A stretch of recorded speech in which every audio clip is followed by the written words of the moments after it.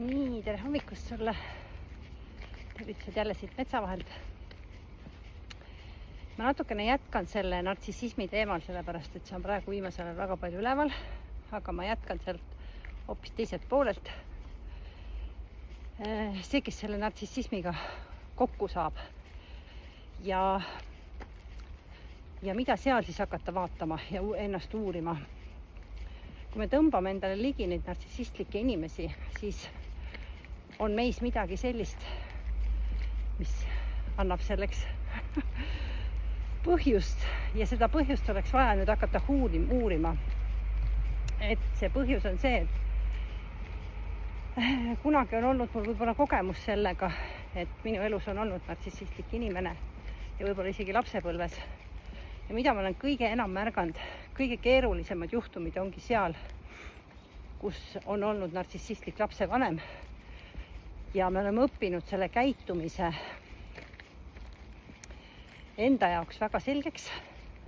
Me oleme muutunud väga empaatiliseks, et aru saada, kuidas ja mismoodi sellele vanemale siis meele järgi olla ja kuidas käituda.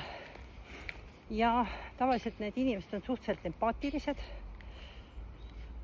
ja proovivad teha kõik selleks, et seda teist poolt siis mitte ärritada või siis kuidagi selle teise poolega olla nii, et selle teisel poolel oleks kõik hästi. Ja võt siis meie suhtesse tuleb keegi, mingi mees või naine ja me hakkame siis ennast selle järgi kujundama ja lõpuks me oleme selles suhtes täiesti kadunud.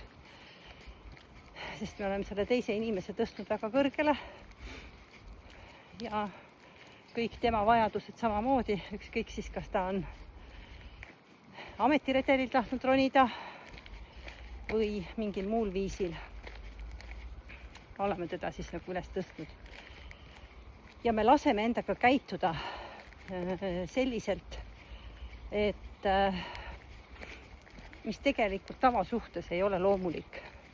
Et me laseme ennast mõjutada, me laseme ennast manipuleerida ja alla suruda emotsioone teisel inimesel, kannatame ütlusi, reaktsioone. Ja võt see on see koht siis, mis tegelikult me peaksime ära tundma. Tavaliselt neid videosid ju kuulavad just need inimesed, kes on siin teisel poolel. Ja me õpime ära ka mingis osas selle nartsissistliku käitumise. Nii et meis kõigis on seda sees.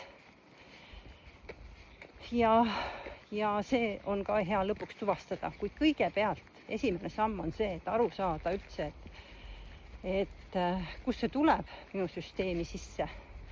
Et miks see minul on niimoodi, et ma olen valinud sellised inimesed, eriti veel, kui see on korduv muster ja kui ma korduvalt satun selliste inimeste otsa emotsionaalselt. Tavaliselt need nartsissistid tegelikult on emotsionaalselt ka loksuvad, kuid nad suudavad, on õppinud ära selle, et nad oskavad seda väga hästi iseenesest nagu hallata. Kuid kui sa oled tema jaoks nagu juba kättesaadav, siis need emotsioonid on ka väga kerged välja tulema ja ta näitab need julgelt välja ka, kui sa oled ennast piisavalt temaga sidunud juba.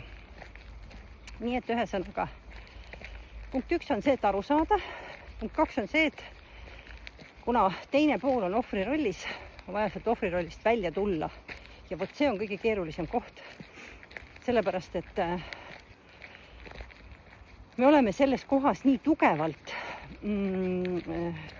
sees ja mõjutatud ja meie pilt on väga tugevalt mõjutatud. Ja me isegi saa enam aru, mis on tõsi, mis on vale, sest meil on peale surutud selle teise nartsissistliku inimese maailmavaade. Aga me oleme täiesti erinevad süsteemid ja see ei pruugi üldse olla sinu maailmavaade. See võib täiesti erinev olla. Me oleme võtnud sealt mingi osa enda omaks. Nii et ühesõnaga eralduda ja ohvri rollist hakata välja liikuma ja see on protsess. Ma võin teile öelda, ise kogenud. Nii et see protsess tuleb endas ära läbida ja kui teil on veel seal suhtesõltuvus, siis seal on sellised võrdlusnähud, mis tuleb ka ära kogeda selleks, et lõpuks siis saada sellest kõigest välja.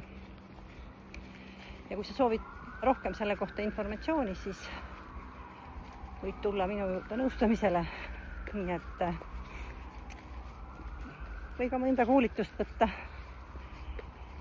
Et mul on selle kohta päris mitmed ja palju informatsiooni. Nii et oled südamest oodatud ja kohtumisteni. Ja mina olen siis, kui sa nüüd ei ole mind võib-olla ennem näinud, võib-olla kuulnud, olen Kairi Kuusma. Lõpus on 1 A, ma pean seega kord rõhutama, seepärast, et tavaliselt pannakse 2. Ja leiad sa siis mind Facebookis Kairi Kuusma nõustaja alt ja YouTube'is siit, kui sa seda kuulad, siis siin on mul eelnevaid ka lindistusi ja meiliaadress siis ka kairi.kuusma@gmail.com, kui sa juhuslikult tahad mulle kirjutada ja mingeid küsimusi esitada. Nii et kohtumiseni.